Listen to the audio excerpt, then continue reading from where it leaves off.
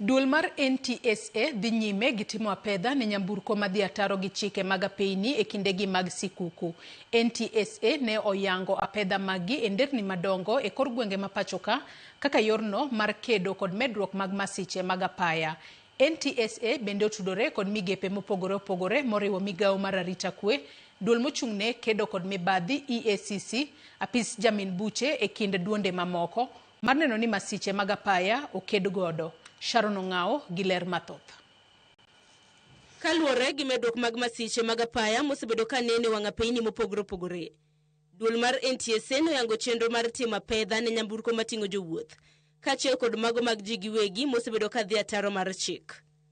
Apedha ma kamano nochak time wang' apeyni mopogore opogore pacho kae. Apedha motelne kod apisas mag NTSA.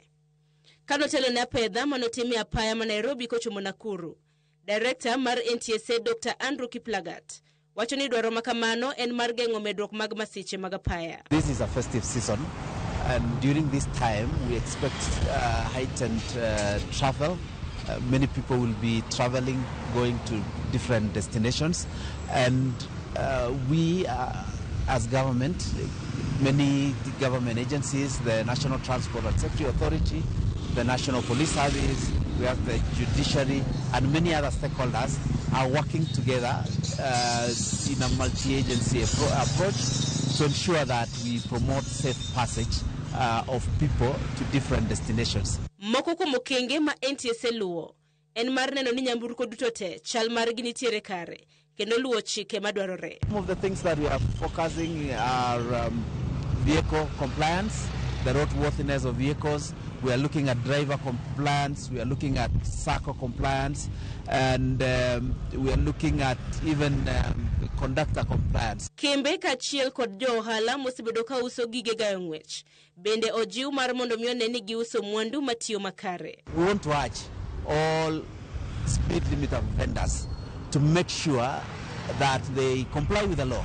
Their responsibility is to ensure that the speed limiters are functioning. Apeyni mama siche jathoro yudo mendo kete nyong'ong kasiemo chune derepe mariembo komer. And of course we use them randomly in areas that we see as hotspots and motorists are likely to be found while practicing drunken driving.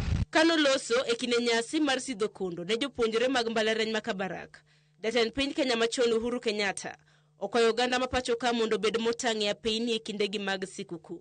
Mungu awalinde, Mungu awabariki na watakia mema na mkielekea manyumbani. Merry Christmas, a happy and prosperous new year, na watu wajichunge kwa mabarabara. Magi duto timore ka NTSA ne oyango medruok mag masiche mag apaya higane gi kwan mar 4,458 kipimo gi kwan mag masiche 4,331 manoneno higa mokalo. Sharon Ong'ao, Ramogi TV. Doho mamalo ogolo chik ni